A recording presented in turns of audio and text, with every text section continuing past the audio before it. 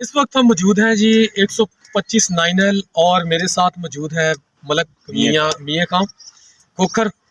तो इनकी ये गाय है और इन्होंने कहा है कि इस गाय का जो हवाने का साइज़ बड़ा होना चाहिए। तो इसके लिए हमने इनको जो रिकमेंड किया है KM फीड पाउडर है, KM फीड, और साथ हमने जो मिनरल किया है वो वीटारेडाइन पाउडर है। वीटारेडाइन की जो डोज है वो 20 ग्राम और KM फीड जो है वो उसमें साशे होते हैं, एक साशे सुबह और एक शाम। सुबह शाम करके आप देंगे 20 से 25 दिन पहले, तो इसके हवाने का साइज इंशाल्लाह बड़ा हो जाएगा। और मियां मेहरबानी।